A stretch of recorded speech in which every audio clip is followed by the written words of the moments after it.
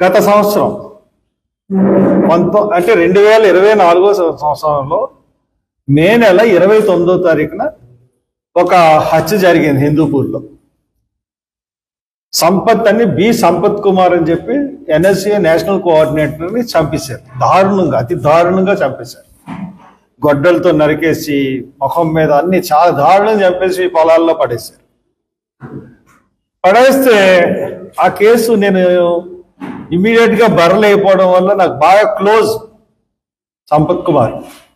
బర్రెలు అయిపోవడం వల్ల నేను వెంటనే అక్కడికి వెళ్ళైపోయాను. బట్ వాళ్ళు ప్రార్థన పెట్టుకుంటారు కదా, దినం అంటారు కదా, ఆ రోజున నేను వెళ్ళాను. నేను వెళ్ళేటోడికి ఎంత దారుణంగా అంటే ఆ ఫోటోలు చూస్తే అసలు ఆ మనుషులు ఇంత దారుణంగా చంపగలరా అని అనిపించేటట్టుగా ఉంది ఆ సీన్. అది చూసిన తర్వాత నేను చాలా కోపం వచ్చింది. నేను అక్కడ ఏం చెప్పారంటే ముద్దాయిల్ని 2వ రోజే పట్టుకున్నారండి. ఎస్పీ ఆఫీసులో ఉన్నారండి. వాళ్ళందరినీ కూడా రాచమర్యాదలతో చూస్తున్నారండి. వాళ్ళు బయటే కూర్చోబెట్టారండి. కనీసం జనరల్గా హత్య కేసు ముద్దాయిల్ని పట్టుకున్నాయంటే సీన్ ఆఫ్ అఫెన్స్ దగ్గర తీసుకెళ్తారు, ఎలా చేశారో రీకన్స్ట్రక్షన్ చేస్తారు సీను, వాళ్ళని తంతారు, చాలా ఇదిగా ఉంటుంది. కానీ ఇక్కడ ఏమి జరగలే.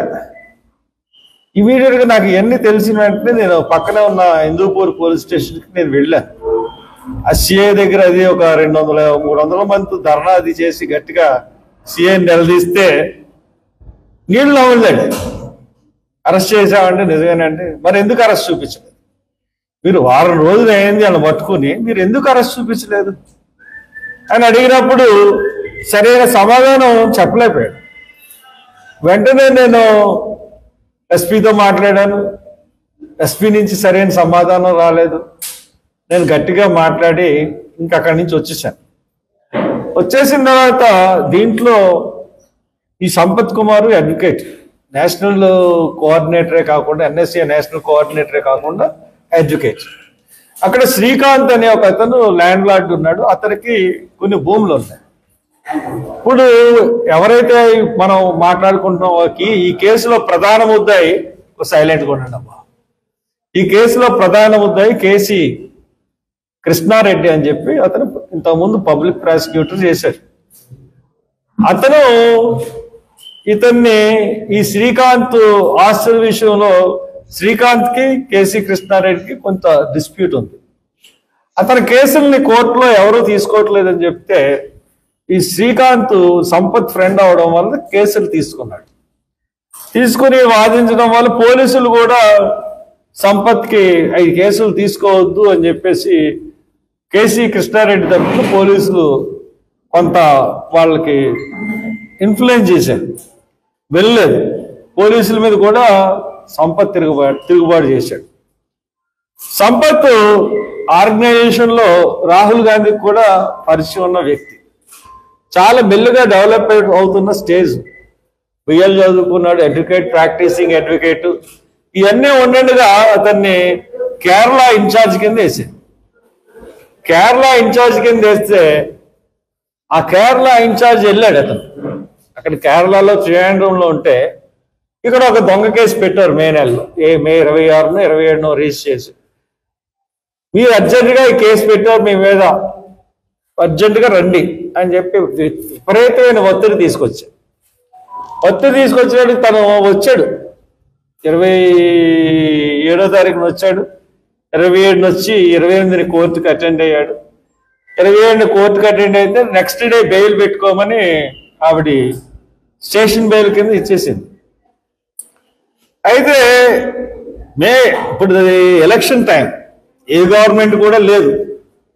ఆ టైంలో 29ని అతన్ని 28 సాయంత్రం అతని ఇంటికి వచ్చి అతను తీసుకుని వెళ్ళిపోయి నైట్ చంపేసి ధర్మవరంలో పాడేశారు. అందరికీ తెలుసు, ఊరు మొత్తం తెలుసు. పైగా ఇది బాలకృష్ణ నియోజకవర్గం. బాలకృష్ణ నియోజకవర్గంలోని ఒక దళిత్ క్రిస్టియన్ బాయ్ సంపత్. చాలా చాలా ఉన్నత భావాలు ఉన్న వ్యక్తి. అట్లా చంపేసిన తర్వాత ఈ ముద్దాయిల్ని ఎప్పుడు అరెస్ట్ చేశారో తెలుసా మీకు? అసలు ముద్దాయిలు చంపిన వాళ్ళని వెంటనే ఒక 4 రోజుల్లో నెక్స్ట్ డే ఎంచిన తర్వాత 1వ ముద్దాయిని, 2వ ముద్దాయిని, 3వ ముద్దాయిని, 4వ ముద్దాయిని ఎవరైతే కుట్రదారులు ఉన్నారో వాళ్ళని మొన్న అరెస్ట్ చేశారు. ఆదివారం అరెస్ట్ చేశారు. నెంబర్ 1 ముద్దాయిని అంటే కేసీ కృష్ణారెడ్డి. అంటే సంవత్సరం తర్వాత ముద్దాయిని అరెస్ట్ చేశారంటే ఒక మర్డర్ కేసులో. మరి ఆలోచించండి ప్రభుత్వ పనితీరు. నేను ఎందుకు ఈ విషయం చెప్తున్నా అంటే, పోలీసు వ్యవస్థ అన్నది ఎలా ఉంటుందంటే, పోలీసులకి దొంగ కేసు పెట్టారు. దొంగ కేసు పెట్టి కేసీ కృష్ణారెడ్డితో కుమ్మక్కయ్యి అతనికి పూర్తిగా స్వేచ్ఛనిచ్చి సంపత్ కుమార్ని చంపించాడు ఎస్పీ. చంపించిన తర్వాత బాగానే ఉంది, ముద్దాయిల్ని అరెస్ట్ చేయలేదు. యాక్చువల్గా సీన్లో పాల్గొన్న వాళ్ళని అరెస్ట్ చేశారు, చూపించారు. వాళ్ళకి దాంట్లో మెయినోడికి బెయిల్ వచ్చింది. టెక్నాలజీ కూడా బెయిల్కి ప్రయత్నాలు జరుగుతున్నాయి. మెయిన్ ముద్దాయి దొరకకపోవడం వల్ల ఇంకా వాళ్ళకి బెయిల్ రాలేనట్టు. అయితే మొదట ముద్దాయి ఎవరైతే ఉన్నాడో వాడు వెరీ ఇన్ఫ్లుయెన్షియల్ క్యాండిడేట్.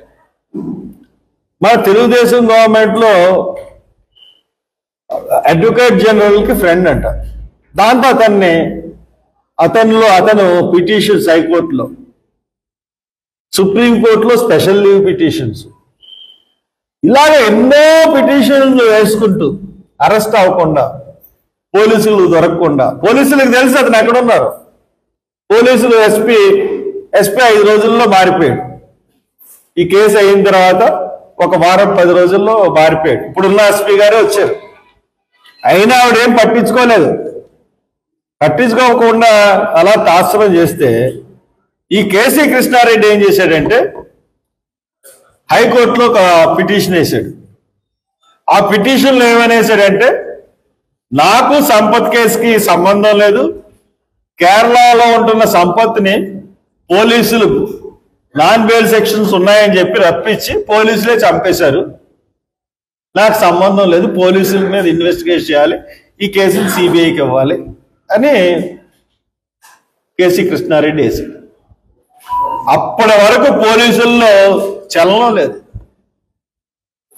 అప్పుడు ఎప్పుడైతే పోలీసుల మీద తిరిగి రివర్స్ కేసు వేసాడో అప్పుడు పోలీసుల్లో అమ్మ నా కొడుకు, మనం ఎంత సహాయం చేసి వీడికి ఎన్ని చేస్తే వీడు మన మీద కేసేస్తాడని చెప్పి అప్పుడు దాకా నన్ను కాంటాక్ట్ చేయని police department, Hindu police department నాకు ఫోన్ చేసి, ఇవాళ బెయిల్ పిటిషన్ ఉందండి కేసీ కృష్ణారెడ్డిది, యాంటిసిపేటరీ, మీరు ఎలాగైనా ఆదుకోవాలని.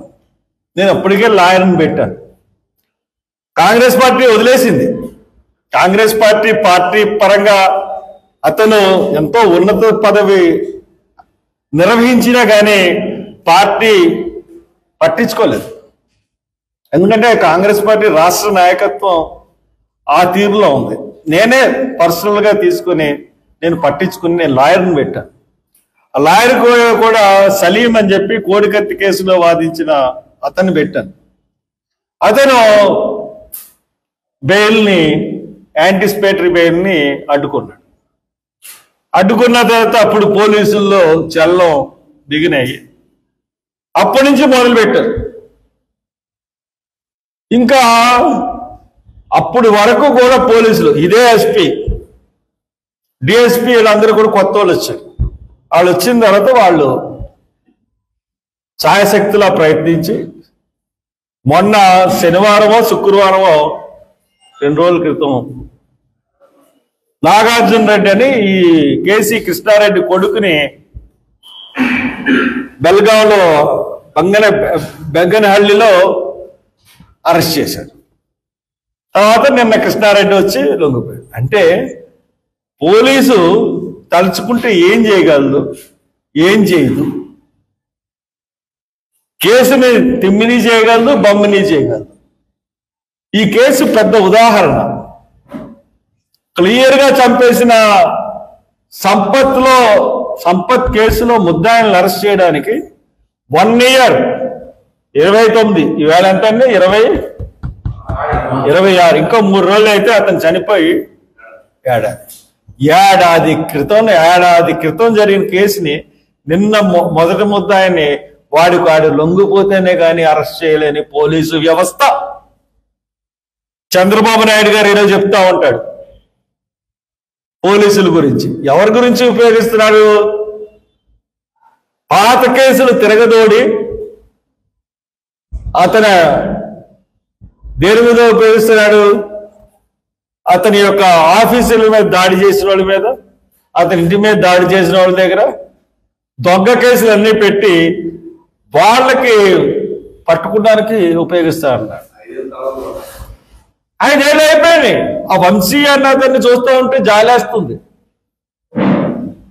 అతనికి చాలా సిక్ అయిపోయి ఉన్నాడు. ఏమండి చంద్రబాబు నాయుడు గారు, మీరు జగన్మోహన్ రెడ్డి ఈ కేసుల గురించి మాట్లాడడానికి అర్హత లేదు. ఎందువల్లంటే the way the Chandrababu Naidu doing now, the same way Jaganmohan Reddy already done. Example ఎవరో కాదు, నేనే. ఒక ఎఫ్ఐఆర్ కూడా వేయడానికి లేదని ఎస్ఐ స్టేట్మెంట్ ఇచ్చిన కేసులో నేను 48 రోజులు ఉన్నాను. 48 రోజులు ఎలాగున్నాను? ఎంత అన్యాయం అంటే, నాకు హైకోర్టు నాట్ టు అరెస్ట్ అని చెప్పి ఇచ్చి 141 CRPC నోటీస్ చేయాలి. 141 అంటే ఇంకా అరెస్ట్ చేయకూడదు, ఇన్వెస్టిగేషన్ చేయాలి. అయినా అరెస్ట్ చేశారు నన్ను. అరెస్ట్ చేసిన తర్వాత నేను ఇక్కడ బెయిల్ ఇవ్వలేదు. తర్వాత నాకు తెలియని కేసులు, అంబేద్కర్ విగ్రహాలను నించోబెట్టానని ఒక 2 కేసులు 3 కేసులు ఉంటే ఆ కేసుల్లో NVWలు తీసుకొచ్చి ఈ కేసు బెయిల్ రాగానే హైకోర్టులో అయ్యి పీటీ వారెంట్లు వేసి 3 పీటీ వారెంట్లు 4 పీటీ వారెంట్లు నా మీద వేశారు గత ప్రభుత్వం, జగన్ రెడ్డి ప్రభుత్వం. ది సేమ్ వాళ్ళు కూడా ఇవాళ తెలుగుదేశం వాళ్ళు కూడా అయ్యే పీటీ వారెంట్లు. నువ్వు నేర్పిన విద్య వాళ్ళు నేర్చుకుంటున్నారు ఈ రోజున. ఈ వ్యవస్థలు ఇలా భ్రష్టు పట్టిపోతే ఎవరు న్యాయం చేస్తారు? ఈ పోలీసు వ్యవస్థల్ని ఇలాగ పార్టీలు సొంతానికి వాడుకొని మీరు మీ యొక్క పగలు ప్రతీకారాలు తీర్చుకోవడానికి పోలీస్ డిపార్ట్మెంట్ వాడుకుంటే ఇంక ప్రజలకి న్యాయం ఎవరు చేస్తారు? చాలా అన్ఫార్చునేట్. ఈ కేసులో ఎంత క్లియర్గా కనపడిందంటే పోలీసుల మీదకి వచ్చేవారు. మీకు చెప్తున్నాను, Rajahmundry SP, east Godavari SP గారికి, ఐజీ గారికి చెప్తున్నాను, మీరు ప్రవీణ్ పగడాల విషయంలో మీరు యాక్సిడెంట్ అంటున్నారు. ఈ రోజు రాబోతే ఇంకో రోజైనా ఏ రోజైనా అది హత్యే. హత్యని మీరు తిమ్మిని బొమ్మని చేసిన, బొమ్మని తిమ్మి చేసిన హత్యని మీరు కాదని అనలేరు. 100% నేను చెప్తున్నాను కదా, హత్యని మీరు ఇచ్చేయలేరు. హత్యనే చెప్పగలరు తప్పితే 1 సంవత్సరం పోయిన తర్వాత కూడా హత్యని యాక్సిడెంట్ అని మీరు ప్రూవ్ చేయలేరు. సో దాట్ మీరు ఇప్పుడు కన్నా హత్యని ఒప్పుకోండి. ఎందుకు ఈ కేసు ఉదాహరించానంటే, పోలీసు వ్యవస్థ ఎలా ఉంటుందంటే ఎస్పీకి కరెక్ట్ ఇన్ఫర్మేషన్ వచ్చేస్తుంది. ఎందువల్ల వస్తుందంటే, ఎస్ఐ ఒకరు తప్పు చేసిన అతనికి ఎస్ఐ మీద అంటే అతనికి సెపరేట్ గా ఇంటెలిజెన్స్ వ్యవస్థ ఉంటుంది, ఎస్పీకి సెపరేట్ గా. అంటే వాళ్ళు డైరెక్ట్ గా ఎస్పీకి చేస్తారు, ఈ ఎస్ఐ గారు ఈ కేసులో ఎంత తిన్నాడు, ఈ కేసులో ఏళ్ళ న్యాయం తప్పు. అప్పుడు ఈ ఎస్ఐ ఎస్పీకి ఎక్స్ప్లెయిన్ ఇచ్చుకుంటాడు, ఈ కేసులో ఇలా ఉందండి, పలానా వాళ్ళు ఉన్నారండి, ఇలా అందుకని ఇలా చేశానండి అని ఇచ్చుకుంటాడు. అందు గురించి ఎస్పీకి ప్రతి కేసులో విషయం తెలుస్తుంది కాబట్టి ఈ ఎస్ఐలు ఏం చేస్తారంటే ఉన్నది ఉన్నట్టుగా చెప్పేస్తారు. చెప్పేసిన తర్వాత అక్కడ వ్యవస్థని ఎస్పీ నడిపిస్తాడు, దాన్ని ఏం చేయాలన్న. కాబట్టి ఈ కేసులో ఎస్పీ గారికి తెలుసు, ఐజీ గారికి తెలుసు. నేను ఇంకోటి అడుగుతున్నాను, నాకు పర్మిషన్ ఇవ్వలేదు మీరు 24వ తారీఖున. మీటింగ్ పెట్టుకున్నాను. హత్యనే చెప్తున్నాను ఇప్పటికే నేను. హత్యని ఎవరైతే నమ్ముతారో వాళ్ళనే రమ్మని చెప్తున్నాను. మరి హత్యని నమ్ముతున్న వాళ్ళు రమ్మంటే మీకు ఎందుకు భయం? నేను ఫోర్జరీ సర్టిఫికేట్లు పెట్టానని కోర్టులో పెట్టారు. కోర్టు పర్మిషన్ ఇచ్చే టైంలో ఫోర్జరీ సర్టిఫికేట్లను పెట్టిన వాళ్ళు ఎందుకు ఇంకా నన్ను అరెస్ట్ చేయలేదు? మీ మీద డిఫామేషన్ సూట్ వేస్తాను నేను ఆ కాగితాలు రాగానే పోలీస్ డిపార్ట్మెంట్ మీద. అంటే నేను ఇంత 2 times ఎంపీ చేసినాడు మీకు ఫోర్జరీ చేసి వాళ్ళ కనపడుతున్నానా నేను? ఇప్పుడు మాకు ఇవ్వలేదు. రేపు 27, 28, 29 మహానాడు జరుగుతుంది. వాళ్ళకి ఎలా ఇచ్చారు permission? I'm asking the high courts, you cancel the permission of Mahanadu. ఎందుకంటే కోవిడ్ ప్రబలిపోతుంది. వాళ్ళకి ఇచ్చినట్లయితే మాకు ఇవ్వండి. ఎందుకంటే ఆ రాష్ట్రంలో ప్రతి ఒక్కరికి ఒకే న్యాయం ఉండాలి. వాళ్ళు మహానాడు పెట్టుకోవచ్చు, తర్వాత ముస్లింస్ ఏమో వక్ఫ్ బిల్లుకి అగెనిస్ట్ గా ర్యాలీలు చేయొచ్చు, అందరూ అన్నీ చేసుకోవచ్చు. కానీ ఈ దళిత క్రిస్టియన్స్ అండ్ దళిత క్రిస్టియన్స్ అంటే ఒకటే. సంపత్ కుమార్ అనేవాడికి ఇప్పుడు మీకు సమాధి కూడా ఫోటో పెడతాను. అతను ఎస్సీ కానీ క్రిస్టియన్ ఎస్సీ అవుతాడు అంతే. మీరు రాజ్యాంగంలో ఎన్ని చేసినా పేర్లు బట్టి మీరు కులాన్ని మార్చలేరు. మేము ఏ కులంలో పుట్టామో ఆ కులంలోనే పరిగణింపబడతాం. మాకు నచ్చిన దేవుణ్ణి కొలుచుకుంటాం. మాకు నచ్చిన దేవుడిని కొలుచుకోవద్దన్నారు మీరెవరు? కొలుచుకుంటాం. ఈ కులంలో పెట్టాం, ఈ కులంలోనే ఉంటాం.